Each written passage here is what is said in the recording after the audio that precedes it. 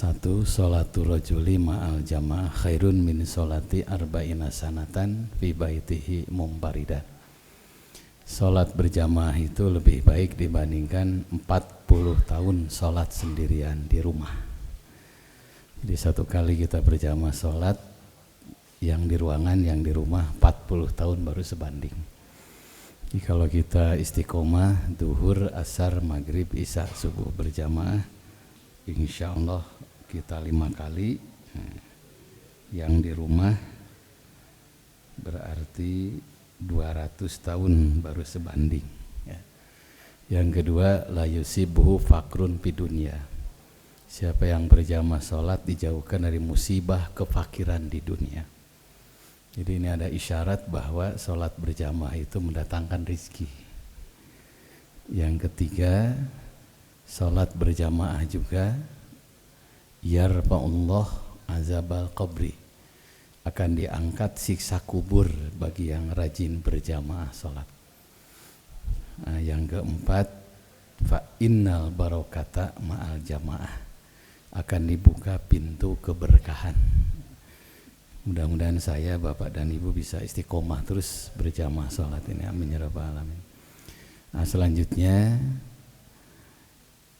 kalau kita lihat yang terakhir, barokah. Hidup yang baik itu hidup yang barokah. Rezeki yang baik, rezeki yang barokah. Kedudukan yang baik, kedudukan yang barokah. Begitu penting mendapatkan barokah. Nabi SAW kalau ada sahabatnya, Bapak Ibu yang pindah rumah, selalu membimbing satu doa, Rabbi anzilni munzalam mubarakan wa anta khairul munzilin. Ya Allah, berikan kepadaku tempat tinggal yang diberkahi. Jadi ternyata rumah itu bukan hanya konstruksinya, bukan hanya arsitekturnya, tapi yang penting berkahnya itu. Wa anta khairul munzilin, dan engkau sebaik-baik pemberi tempat tinggal. Yang jadi masalah supaya saya, Bapak Ibu mendapatkan berkah, kuncinya apa? Yang pertama, hadis yang tadi, fa innal barokata ma'al jamaah. Sesungguhnya keberkahan itu datang karena kebersamaan.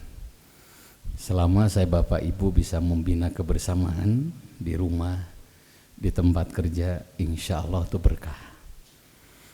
Karena itu pintu-pintu kebersamaan harus kita tempuh. Sayyidina Ali mengungkapkan kebersamaan itu kunci pertama adalah al-mudaroh, toleran. Dan Nabi mengungkapkan bu'istu bimudarotin nas, saya diutus ke dunia untuk toleransi kepada manusia. Nabi SAW sering beliau sholat, kalau sendiri lama sekali, berdirinya lama, rukunya lama, sujudnya lama. Tapi kalau beliau jadi imam selalu melihat ke belakang, suratnya yang pendek-pendek, karena Rasul toleran.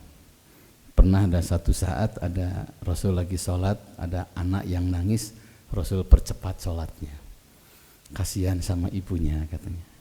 Itu menunjukkan betapa toleran beliau itu. Sampai ada keterangan al-mudaratu wal imanu kornan jami'an, toleran dengan iman itu satu kesatuan.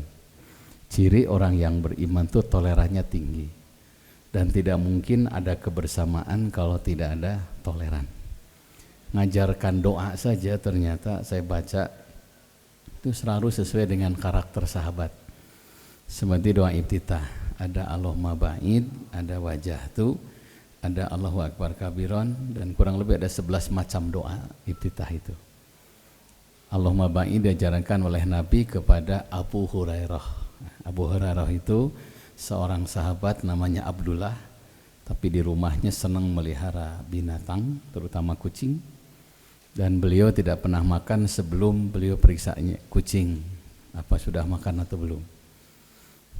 Kalau kucingnya sudah kelihatan gemuk karena makan, baru Abu Hurairah makan.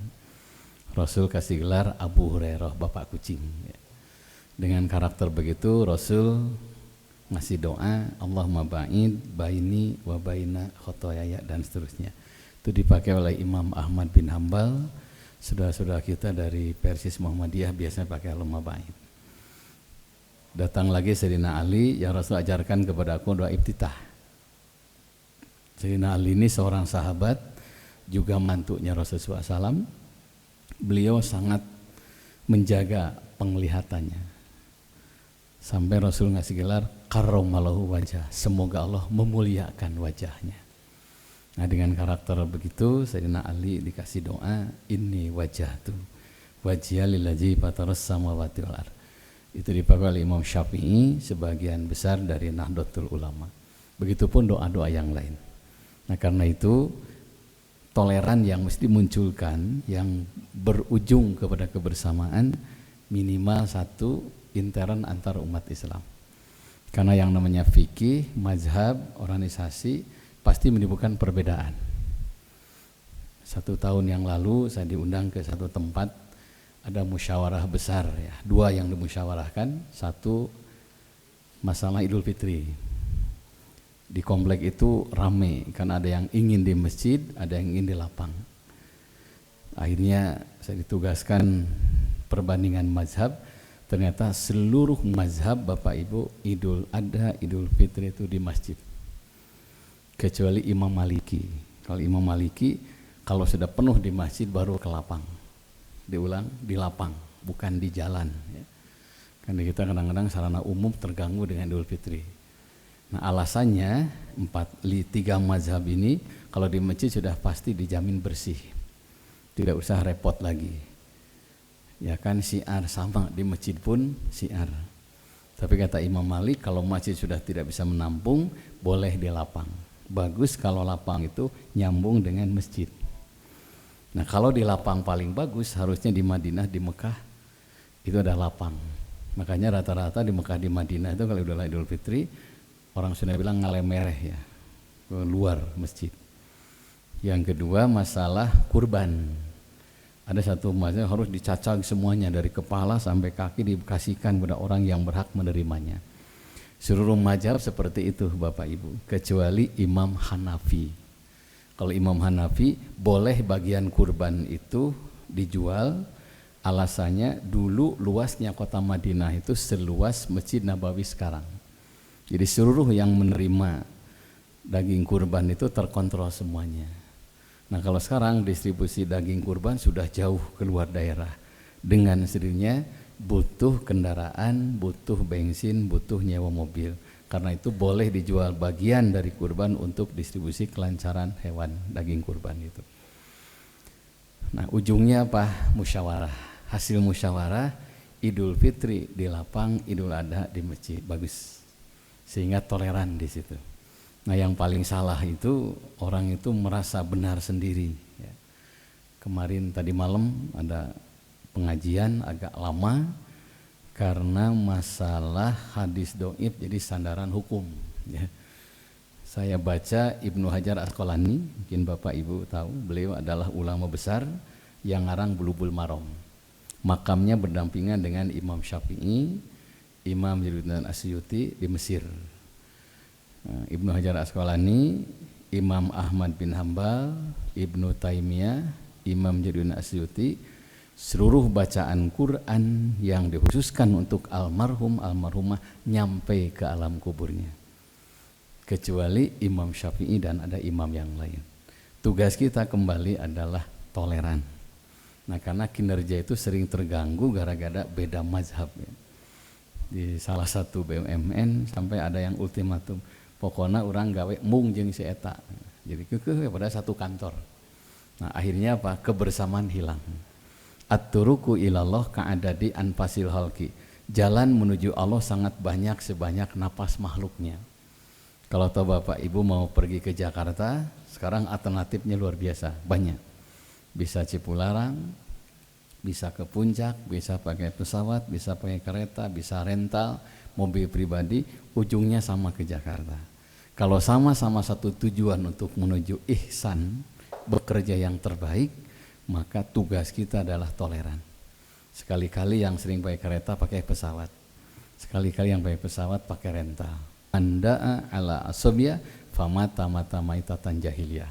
Siapa yang berdakwah membela golongannya, menjelekkan golongan yang lain, famata mata maitatan jahiliyah, matinya mati jahiliyah. Imam Syafi'i dengan Imam Hanafi perbedaannya itu 15.000 masalah. Karena memang luar biasa, Imam Syafi'i lahir, Imam Hanafi meninggal. Makanya dalam segi mazhab selalu berbeda, karena tidak sempat ketemu. Nah untuk ini kalau Bapak Ibu ikut satu ormas Islam silahkan. Umpama ikut Persatuan Islam mangga. Tapi hindari fanatik Persis berlebihan. Kesana kemari menjelekkan NU Muhammadiyah. Di Bandung kan bukan hanya Persis kan, ada Persib, Persika, Persija, ada tuh. Kamari eleh sebenarnya hiji nol. Jadi itu asupinal ya. Senang ke Muhammadiyah silahkan. Tapi hindari fanatik Muhammadiyah. Begitupun NU. Kita sudah jenuh dengan saling menjelekan, dengan saling menghujat, dengan saling memojokkan. Sudah waktunya kita mengedepankan toleran, mengesampingkan fikih, mazhab, dan organisasi. Supaya apa? Muncul kebersamaan. Nah untuk inilah perluaslah ilmu. Perluas ilmu, kalau perlu tukar literatur. Oh si A ini kok beda, tanya dalilnya dari mana. Katanya kalau orang banyak baca insya Allah banyak tahu. Kalau yang nggak pernah baca sok tahu. Ujungnya jadi sumber perpecahan. Masih mending kalau perpecahan dalam masalah fikih. Nanti di tempat kerja sering terjadi itu. Di tempat kerja ujungnya masalah kecil jadi besar. Asalnya bisa dibereskan, tidak bisa dibereskan. Nah itu satu. Yang kedua, toleran antar suku. Ini hati-hati. Kalau di Telkom saya kira tidak lah. Masih ada BUMN tertentu itu masih syarat dengan kesukuan. Kalau pimpinannya orang Sunda, Sunda ke bawah itu terus. Kalau pimpinannya Jawa, Jawa, pimpinannya Padang, Padang, pimpinannya Juri, Juri ke handap tanya. Nah, Islam muncul semua punya kesempatan yang sama. Saya kemarin agak lama di Jabal Rahmah ya. Kan Jabal Rahmah di bawah itu ada dulu ada batu yang datar Pak Ibu. Disitulah katanya tempat wukufnya Rasulullah SAW. Dan disitulah Nabi SAW menerima ayat ketiga dari surat Al-Maidah. Itu isyarat bahwa wahyu telah berakhir. Yang kedua Rasul khutbah wada. Ada 11 kalau nggak salah wasiat Nabi ketika beliau berkhutbah di Padang Arafah itu. Salah satunya la fadla li arabiyyin ala ajamiyyin illa bitaqwa. Jangan bangga suku Arab dengan suku yang lain. Illa bitaqwa, kecuali dengan takwa. Apa esensinya? Hindari fanatisme kesukuan. Kalau sudah bicara kerja, kedepankan kerja, kesampingkan kesukuan. Bahkan kita dijajah cukup lama. Salah satu penyebabnya adalah diadu dombakan antar suku. Karena sengaja oleh Belanda itu dimunculkan nyanyian yang berbau etnis ya. Kayak Halo Halo Bandung Bapak Ibu dulu itu. Bandung bukan ibu kota Jawa Barat, tapi ibu kota Parahyangan. Halo Halo Bandung, ibu kota Parahyangan. Dan sampai sekarang katanya masih ada catatan negara Priangan di PBB itu. Walau alam ya. Saya waktu kemarin ke Padang, saya harus mencari rumahnya Tan Malaka. Ternyata ada di Suliki. Ya, Suliki masuk ke Payakumbuh. Di situ kata Ibu Prof Nina Lubis ada PDRI, Pemerintahan Darurat Indonesia. Saya lupa tahun berapa, 49an kalau nggak salah. Kan Belanda itu menculik Bung Karno, Bung Hatta, seluruh menterinya, kecuali satu menteri yang ada di luar, yaitu Pak Saprudin. Akhirnya Bung Karno telegram dirikan pemerintahan darurat. Nah sampai sekarang masih ada dokumennya di Payakumbuh. Tapi oleh PKI katanya disalahgunakan, diisukan Sumatera akan memisahkan diri. Terkenalah dengan peristiwa PRRI. Tahun 9 sekian baru terungkap ada dokumen bahwa Sumatera tidak akan memisahkan diri. Sebagai bukti kata Pak Saprudin, seluruh orang Padang harus ada di seluruh Indonesia. Makanya restoran Padang coba di mana-mana itu. Mungkin kalau di bulan ada kampung ada tuh restoran Padang gitu ya. Dari mulai yang jualan, restoran segala macam. Tapi terlepas dari itu, saya teringat 1825, 1830 itu perang di Penogoro. Nah, Belanda gencatan senjata melawan dulu perang Padri 1821, 1837. Kata Pak Gonggong katanya bila di Penogoro bersatu dengan Padri Belanda sudah bisa diusir sebetulnya. Nah, kenapa menjajahnya cukup lama? Karena fanatisme kesukuan. Bicara Islam, anjilunas manajilahum, tempatkan manusia sesuai dengan keahliannya, bukan karena kesukuannya. Ketika Nabi SAW menghadapi kesulitan yang sangat, beliau mengumpulkan para sahabat kan. Sayyidina Abu Bakar ditanya, Sayyidina Umar ditanya, Sayyidina Ali ditanya, seluruh sahabat. Rasul merenung aja, kayaknya belum puas dengan usulan para sahabat ini. Waktu menghadapi perang Parit, hanya Salman yang beberapa bulan baru masuk Islam. Ya Rasulullah, gimana kalau arah datangnya musuh kita gali parit, dalamnya berdiri dua kali berdiri kuda, lebarnya 2 kali loncat kuda. Rasul mengatakan, sodakta, betul engkau. Kenapa Rasul tidak mendengar Sayyidina Umar, Sayyidina Abu Bakar? Ya beliau kan sahabat juga mertuanya. Ini menunjukkan bahwa Nabi tidak melihat kedekatannya. Nabi tidak melihat karena keluarga, tapi kualitas orang. Walaupun Salman orang baru, tetap diterima usulannya. Dan ini luar biasa. Ada pelajaran berharga buat saya, Bapak dan Ibu. Nah, sekarang ini masih ada sisa-sisa kesukuan yang fanatik suku masih banyak. Nikah saja masih ada. Orang Sunda yang fanatik itu nggak mau dapat orang Jawa itu. Saya lagi siaran di salah satu TV swasta, ada di halaman ada tamu orang Cililin, Pak Ustadz, ayat tuh doa supaya nikah tidak jadi. Saya bilang, loh kenapa Bu? Beda agamanya, sama katanya. Ibu nggak setuju, kenapa? Orang Jawa aja. Di sana Jawa lain jelema intinya. Dan bicara Islam lintas mazhab, lintas suku. Nah, karena itu Bapak Ibu, saya termasuk hati-hati dengan otonomi daerah sekarang ini. Bila disalahgunakan muncul raja-raja baru yang ujungnya susah diajak kerjasama. Dengan munculnya otonomi daerah disalahgunakan, ujungnya dengan disintegrasi bangsa. Makanya bicara Islam lintas mazhab, lintas suku. Terakhir juga hati-hati dengan fanatisme partai. Karena satu negara katanya belum dewasa bila munculnya aneka partai. Ujungnya apa? Konflik horizontal semakin terbuka. Jangankan dengan teman di kantor, dengan sahabat. Pemilu pertama itu yang telepon ke saya 21 pasang suami istri yang cerai gara-gara partai. Nah, kalau saya dengan Bapak Ibu satu partai, saudara dekat. Begitu saya Bapak Ibu keluar, udah itu musuh. Tapi kalau saya Bapak Ibu satu akidah sampai meninggal, tetap kita bersaudara. Nah, karena itu mari kita biasakan toleran. Toleran di kantor, toleran di rumah, toleran dengan tetangga. Orang yang toleran itu katanya ada iman dalam dirinya. Yang kedua, pintu kebersamaan itu adalah kasih sayang. Tidak mungkin ada kebersamaan di tempat kerja kalau kasih sayang hilang. Makanya Rasul mengungkapkan, katanya agama itu intinya kasih sayang. Orang yang mengabdikan dirinya dengan toleran, dengan kasih sayang, biasanya minimal kalau dia toleran sama temannya, kasih sayang kepada temannya, itu langgeng namanya. Sekalipun sudah tidak ada di muka bumi ini.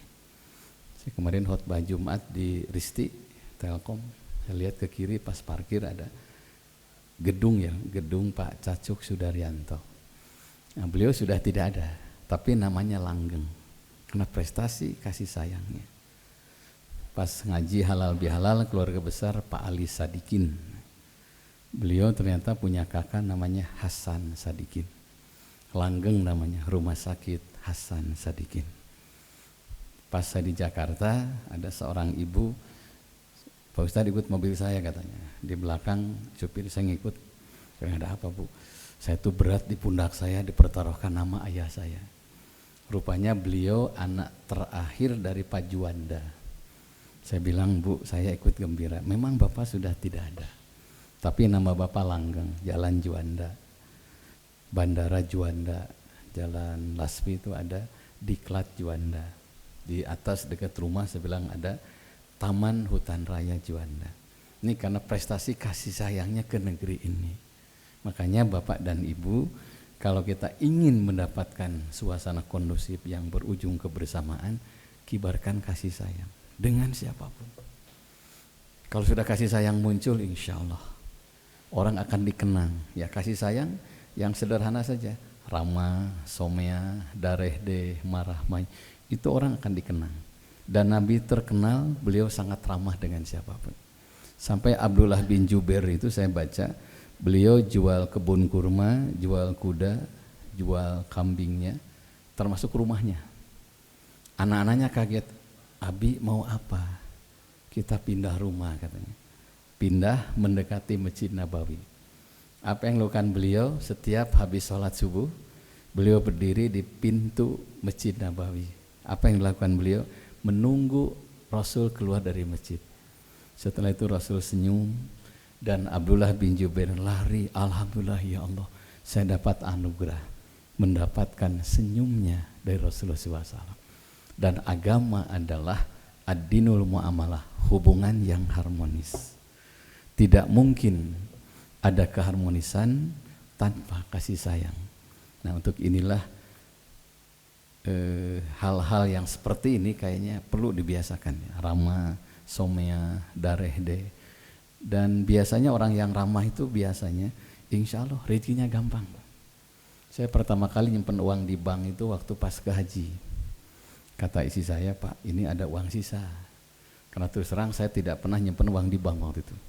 Karena dihantui perasaan takut, itu bunga, renten ke sananya. Kata istri saya, di mana disimpan supaya aman? Udah disimpan aja atas lemari, saya bilang. Udah takut ini, kata. Ini kan hasil keringat. Saya sana sini ke Kiai Rusyad, ke Pak Miftah. Kata beliau, Ustadz nyimpen uang di bank tuh niatnya aman. Kedua, dengan nyimpen uang di bank, oleh bank digolangkan membantu orang lain. Secara tidak langsung kita punya amal membantu sesama. Saya merenung terus. Nah, labanya itulah yang disebut dengan musyakarah, tanda terima kasih, bunga namanya. Saya baru ngerti. Akhirnya saya bawa istri saya bertiga waktu itu dengan supir ke 3 bank pemerintah. Begitu masuk Bapak Ibu tidak ada yang ramah. Sudah baru masuk ke bank tidak ada yang ramah. Punten roknya pendek-pendek lagi. Aduh, itu kumaha cing teh mah. Nya keur bapak cenah genah mama, sarua pakai teu genah aja teu ramah gitu. Udahlah katanya, simpen aja di bawah bantal. Saya ikuti boleh jalan ke Cikapayang, dulu ada pom bensin, sekarang ada tulisan Dago, enggak tahu lagi apa, sekarang renovasi sama Pak Ridwan kami. Jadi saya lihat gini, Pak itu juga bangga di sudut. Apa mah BCA teh Bank Cina asli meureun gitu. Urang meakeun kapanasaran lah kita ke situ. Kan cek Ustad gaya hadis utlubul ilma walau bisin, cari ilmu walaupun ke negeri Cina. Tah ayeuna Cina geus aya di dieu. Ya kalau Polda sudah ngomong ya harus ikut ya. Polda teh polisi dapur Pak. Hanya saya ikut, ternyata dijemput dengan ramah Pak.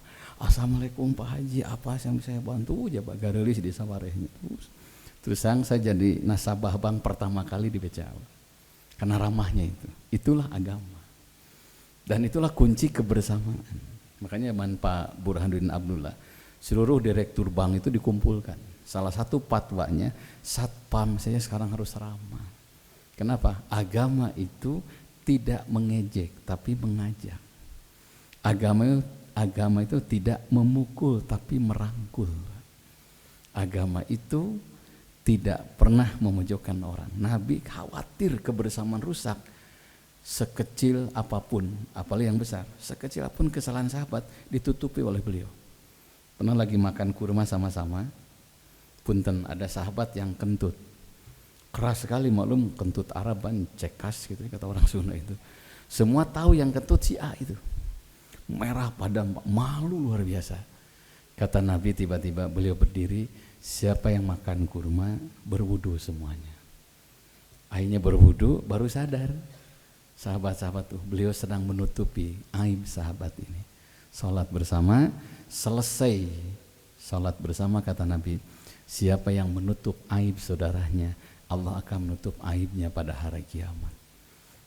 Demi apa? Demi kebersamaan.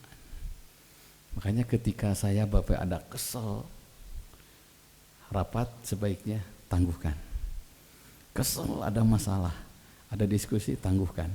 Khotbah saja pernah saya sampaikan, Umar bin Abdul Aziz pernah lagi khotbah, tiba-tiba tengah-tengah barakallahu li walakum, langsung berhenti.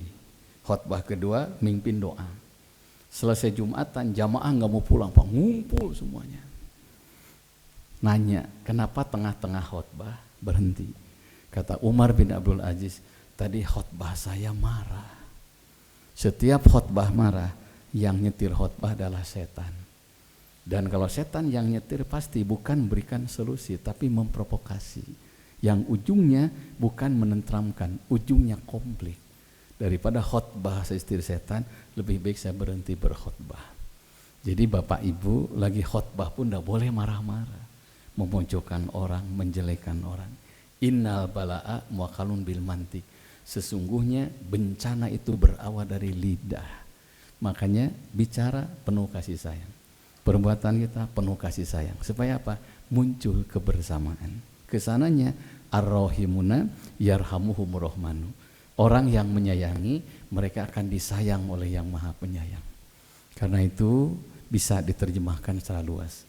Apapun yang kita terima berupa nikmat, alhamdulillah rumah tangga damai sampai sekarang, kita musyakarah, kasih sayang, ngumpulkan anak yatim miskin dan doa apa. Kenapa? Kita tidak lepas dari keringat orang lain. Nah, insya Allah dua saja, membiasakan toleran, membiasakan kasih sayang. Dengan dua ini saja, insya Allah muncul kebersamaan. Ketika muncul kebersamaan di tempat kerja, nikmat luar biasa. Al-Quran mengatakan, Innallaha yuhibbul ladzina yuqatiluna fi sabilihi saffan ka'annahum bunyanun marsus. Allah sangat mencintai orang yang bekerja, berjuang seperti bangunan yang kokoh kuat. Apa maknanya? Kebersamaan. Jaga kebersamaan, jaga kebersamaan. Fa inna ma ya'kulu jibu minal ghanamil qasiyah. Sesungguhnya serigala itu akan makan kambing yang sendirian. Ketika kita kompak, Bapak Ibu, maka yang akan menerkam kita itu mempertimbangkan. Kalau saya Bapak lihat dunia hewan itu, ketika buaya akan menerkam apa yang nyebrang, kambing atau kuda, coba lihat, yang diterkam tuh yang memisahkan diri. Dan negara kita ini luar biasa ke depan di era globalisasi, persaingan internasional, banyak perusahaan yang kecil jadi besar karena solidnya kebersamaan. Dan tidak mungkin kebersamaan ada tanpa kasih sayang dan toleransi. Kedua, Nabi SAW mengatakan, Yadullah ma'al jamaah. Tangan Allah itu bersama kebersamaan. Ketika berdua kompak Bapak Ibu, maka Allah yang ketiga. 4 kompak, Allah yang kelima. Begitu yang dua saling menyakiti, maka Allah lari dari keduanya. Karena itu banyaklah kehidupan sekarang ini. Ketika saya baca masuk ke Masjid Amr bin As di Mesir, saya baca dalam sejarah ternyata Umar bin Khattab itu hanya mengutus 4 orang untuk menaklukkan Mesir itu. Ternyata dengan kekompakan, kam min fiatin qalilatin golabat kiatan kasiratan biiznillah.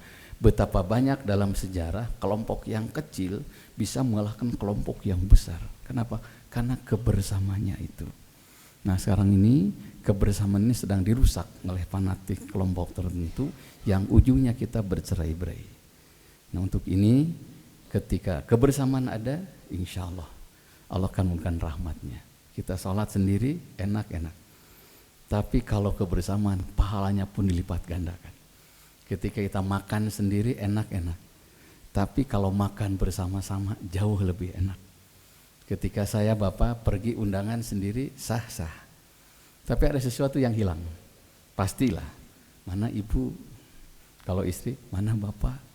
Tapi ketika kita pergi ke undangan dengan baju yang kompak ya. Jadi suaminya bajunya hijau, istrinya hijau itu. Saling tungtun gitu, sigan gitu. Sekeloba nama kapaksa tanya. Begitu pergi sama-sama luar biasa indahnya. Kata Rasul, jangan kau jadikan tempat kerjamu itu seperti hutan belantara. Dari jauh indah itu. Itu masuk ternyata banyak binatang buas. Yang satu dengan yang lain saling menerkam. Kalau itu yang terjadi, masalah kecil bisa jadi besar. Target oleh perusahaan tidak akan tercapai. Jadilah biang, kata Rasul, jadilah orang-orang jadi jembatan menuju kebersamaan. Hadis Nabi terakhir, al-jama'atu rahmah, kebersamaan mendatangkan rahmat. Wal furqatu azabun, perpecahan itu azab. Fa inna syaitana ma'al wahid, sesungguhnya setan itu bersama orang-orang yang egois. Demikian Bapak Ibu, ada 2 pertanyaan. Saya jamaah Telkom Pak Ustadz, mohon dalil tentang akekah di masa tua. Bapak Ibu lihat kitab Bidayatul Mujtahid, itu ada bab akekah, ada hadis ini, Aqo an nafsihi ba'da mabu Isa bin Nubuwah, Nabi akekah untuk dirinya setelah diangkat jadi Nabi. Nah, menyikapi hadis ini, Imam Syafi'i menyebut boleh akekah sudah tua sekalipun. Di luar Imam Syafi'i, akekah sudah tua itu namanya sodakoh. Hikmahnya apa? 1, menghilangkan jiwa binatang. Ketika saya bapak nyembelih, bismillah Allahu Akbar, Allahumma ada, sebut nama anak itu, darah memancar keluar, keluarlah jiwa binatang yang ada pada anak itu. Makanya senakal-nakalnya yang akekah, tidak senakal yang tidak akekah. Dan yang menyenakal sekarang bukan hanya anak-anak, banyak yang sudah tua nakal, tasigan macan akekah. Nah, makanya boleh sudah tua. Tidak ada uang sama sekali untuk beli domba. Ada satu mazhab beli saja 5-10 kilo daging, Pak. 5-10 kilo daging niatkan akekah, boleh. Yang kedua, singkat jarah kubur bagaimana? Karena saya baru ditinggal oleh ibu. Sebelum lupa Bapak Ibu, Pak Muntoyo dulu direktur apa ya? Pak Muntoyo. Ya. SPG ya. Beliau yang ikut menunjukkan Street Palapa kalau nggak salah. Beliau lagi koma Pak sekarang di ICU. Barusan salah satu besannya ada di Cibur ya, mau nengok kalau ada yang mau nengok. Kalau nggak salah di Bromis kalau nggak salah. Itu. Yang pertama begini, 1, tidak boleh mengganggu pekerjaan pokok. Jadi kalau Bapak Ibu jarah kubur tidak boleh mengganggu kantor, tidak boleh mengganggu pekerjaan rutin. Makanya Nabi banyak jarah kubur itu hari Jumat, karena Jumat itu libur waktu itu. Kalau libur Sabtu ambil Ahad, boleh. 1, wikor sopan. 2, ucapkan salam. 3, bacalah beberapa ayat Al-Quran. Saya sebulan yang lalu pergi ke Mesir, itu bedanya luar biasa ya. Karena tiap orang yang meninggal itu ternyata langgeng. Kalau banyak kejelekannya, langgeng kejelekannya. Karena setiap orang yang nengok Fir'aun itu, yang Islam, yang Kristen, sama marahnya Pak. Bahkan ada yang meludahi segala. Geus teu walakaya, sudah jadi mayit, masih dibenci. Begitu jarah ke makom Imam Syafi'i, di pintu dikasih Quran. Rame baca Quran. Ada yang saya tanya, surat apa? Masih tak sesuai kebiasaan. Ada yang Yasin, ada Ar-Rahman. Nah itu Ibnu Hajar Asqalani yang ngarang Bulughul Maram, Imam Jalaluddin Asyuti, Imam Ahmad bin Hambal, bahkan saya baca Ibnu Taimiyah, termasuk Ibnu Qayyim Jauziyah, bacaan Quran di atas kubur akan menghibur penghuni kubur. Seperti almarhum mendengar ketika hidup. Hadisnya itu, man qara'al Quran falyas alilahabi. Barang siapa yang baca Quran, mintalah kepada Allah dengan apa yang kita baca. Jadi gini caranya. Duduk, ijab kabulkan, ya Allah. Sebanyak huruf dari Al-Quran yang saya baca, sebanyak itulah turunkan kasih sayang ampunan kepada almarhum. Caranya begitu. Atau setelah terakhir, Shadaqallahul Azim, Bapak sampaikan, ya Allah sebanyak huruf dari ayat kursi, sebanyak itulah bahagiakan almarhum dalam kuburnya. Nyampe. Terpercaya sok maut teh lah di yasinan gua abdi lah kudu simanya. Nah, kalau ada yang melarang sampaikan itu. Yang kedua, bacalah doa minimal Allahumma gfirlahu warhamhu wa'afihi wa'fu anhu. Tidak apa yang 4 boleh 2, Allahumma gfirlahu warhamhu. Yang ketiga